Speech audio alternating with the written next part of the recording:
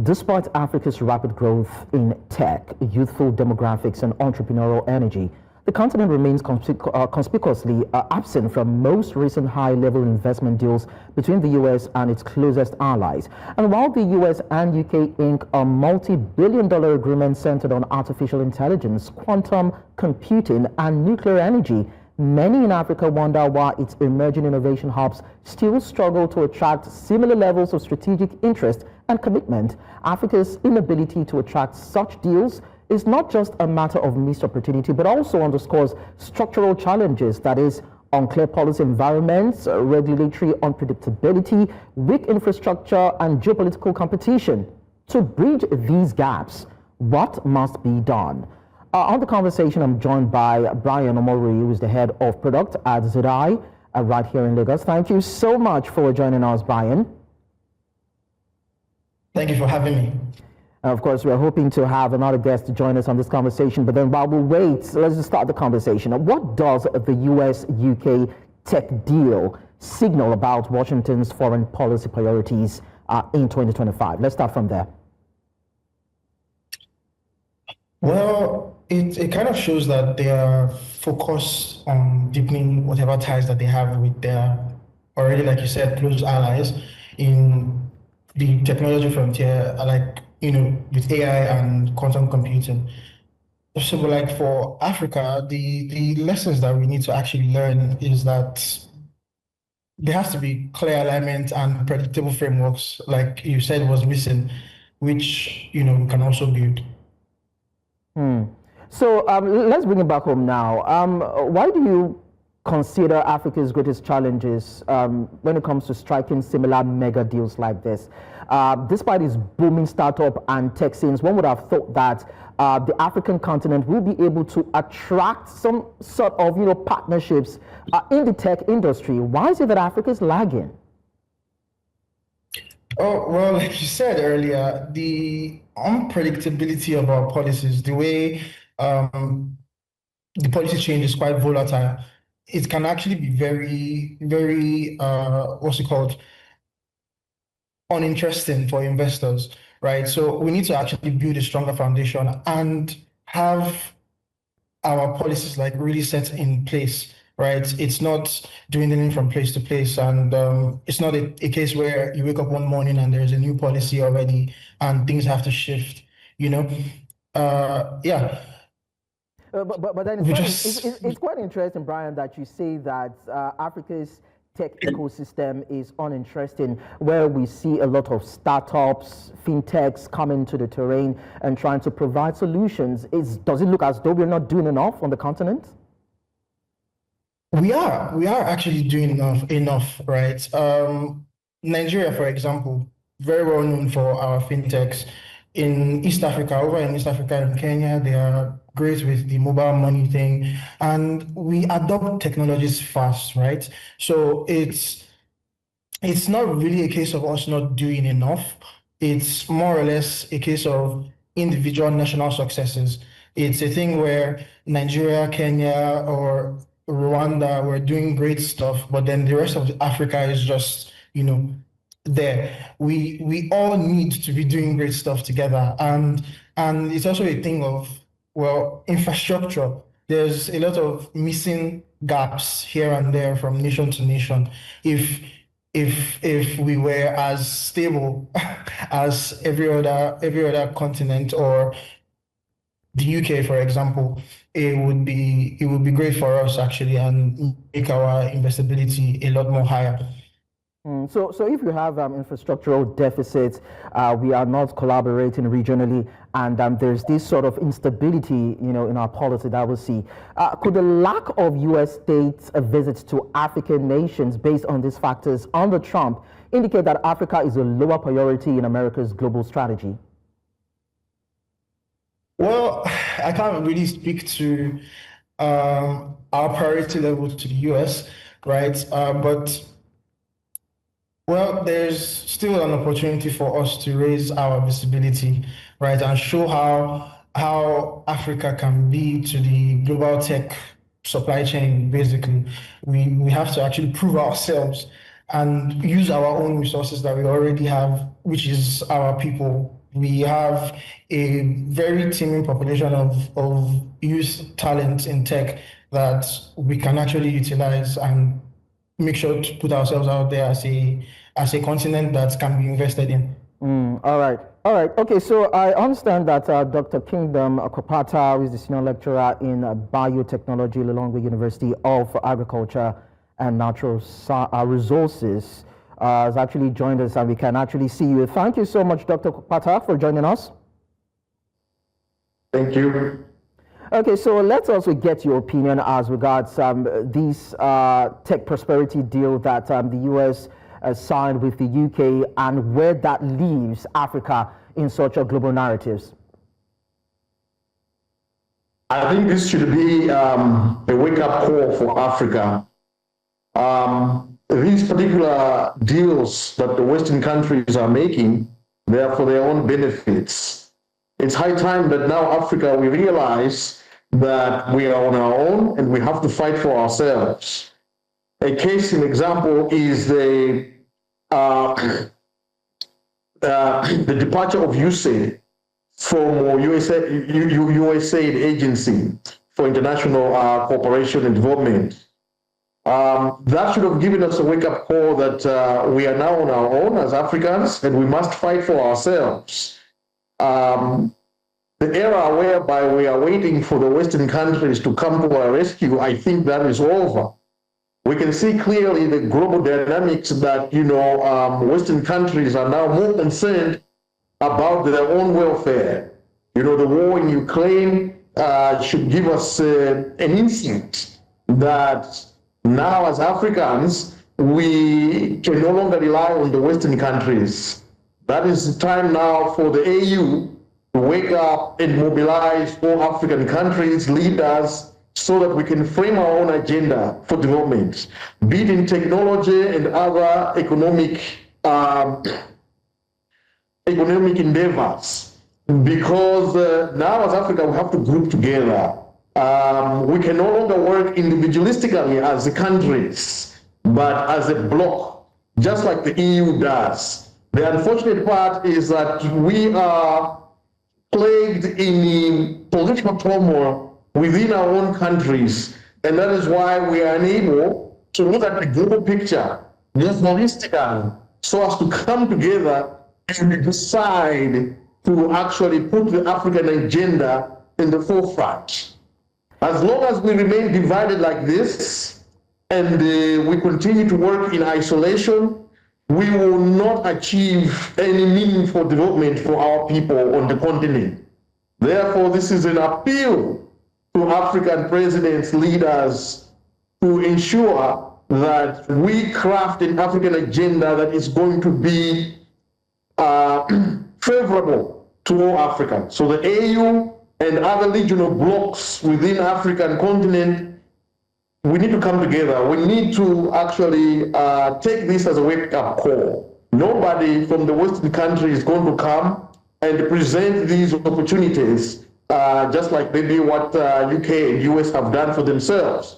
But we have to actually do it ourselves, and thereafter, probably we can see a change on the continent.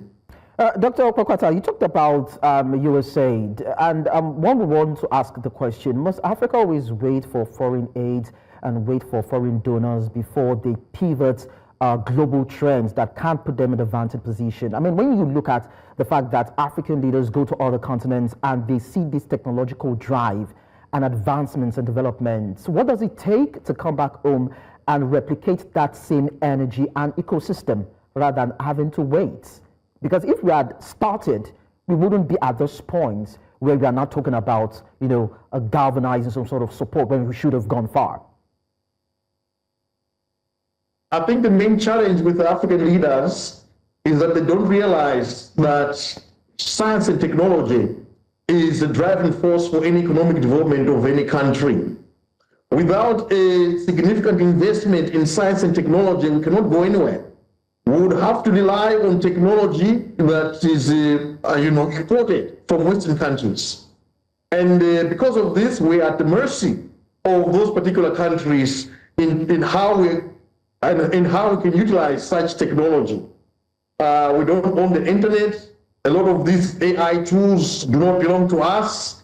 And, if one day the Western leaders decide to turn off the switch, you can imagine what kind of dilemma or situation we're going to be as Africa. So African leaders must now begin to understand that science and technology are the core, or, it's the driving force for any economic development.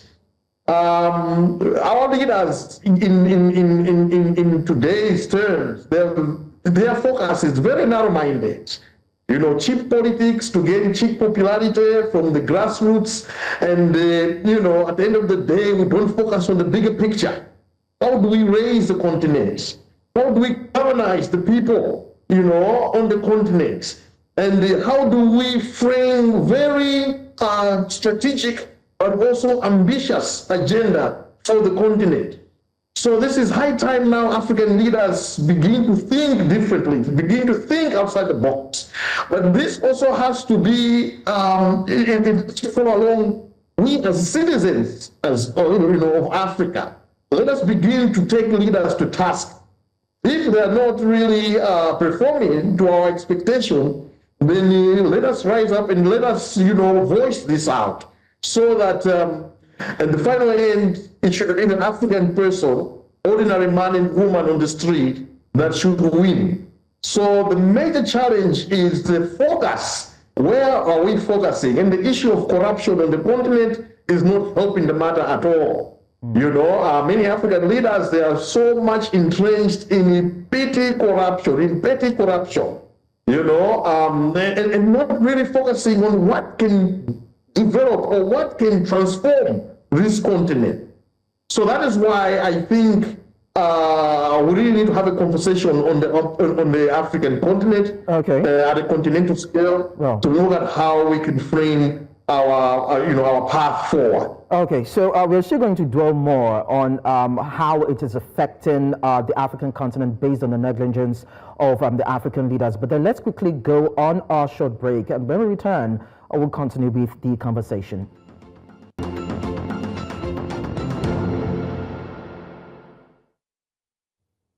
So on the conversation about 150 billion pounds of tech prosperity deal was actually sealed between the UK and the US just about yesterday, and that is what we've been discussing. Why? Because a couple of months back, the US envoy held meetings with a few select African countries somewhere around the East, and we didn't get to hear a story or a backup development of what that meeting was meant to consolidate for those African countries and for the continent. So when it comes to securing deals, partnerships, collaborations on the global scale, there are worries as to why is it that Africa is usually left behind or not part of these critical conversations that can galvanize some sort of growth, economic development and advancement in all spheres. And that is why we are bringing this to the fore and discussing it with Brian Omoruyi, Head of Product at Zedi, and of course Dr. Kingdom Kwapata,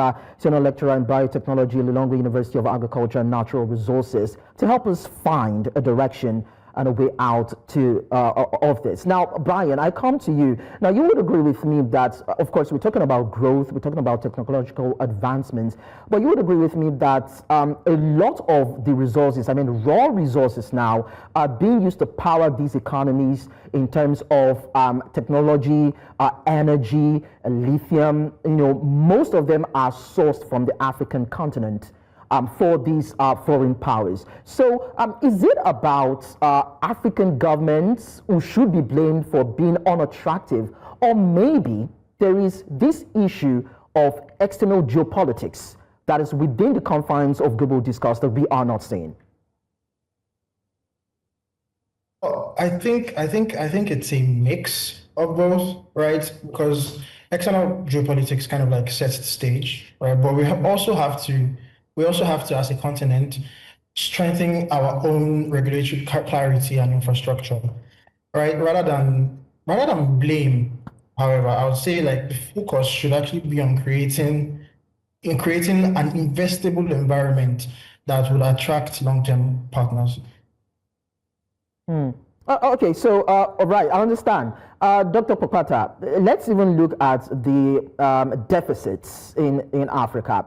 When you look at what Africa has in terms of its potential infrastructure and, of course, natural endowments to make technology grow and thrive, does it mean that there is an investor risk perception to investing in Africa because of what it does not have as foundation to build on these global advancements? I think the major problem is, and frankly speaking, I may not sound to be patriotic, but I think I represent what is the truth. I think the truth is that as Africa, we have got nothing to offer the West that is more attractive for them to include us in these particular deals. When we talk about technology, what is it that we can demonstrate to the West that this is our African-grown technology that we can leverage on? So it's a function of us as a continent having significant technological infrastructure that we can use that as a bargain. But when you look at across Africa, which country comes out that has got a serious technological infrastructure that we can use this as a bargaining tool? You find out that probably none.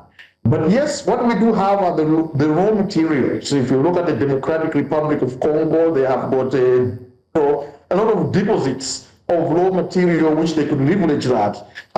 If you look at my own country, Malawi, we have a lot of deposits of rare earth, and I think one of the studies that came out showed that we are probably one of the countries, the number one country in the world with a large deposit of these rare earth minerals, which are used to in the manufacturing of these gadgets. But beyond that, you find out that we don't even have the capacity to mine. And those people who are mining are the Western countries are coming in and they're mining and they're taking it and they're transforming it into high value products and selling it back to us, at a huge fee. The same thing like a Democratic Republic of Congo. These people are engaged in warfare, and as they are occupied in war, the Western countries are taking their minerals. So this is the dilemma that we have as Africa. That is why I'm saying that we need to have our own agenda, our own platform. We need to promote our own technological transformation pathway that we can use that as a leverage to the Western countries. Otherwise, as you have spoken, they will come and discuss with one or two countries in a format of dividing. And that's where also we have a challenge. Okay. So it needs for us to really come together. Okay, of course. I believe that if we can, of course, galvanize and put together our strength as a continent in one unit, we can definitely, chart our own course and have our own breakthroughs in technology, whatever fields that we choose, and of course, be advantaged position with other continents in terms of these conversations. Thank you so much, Dr. Kingdom Kwapata, and of course, Brian Omoruyi, for sharing your thoughts with us on the show.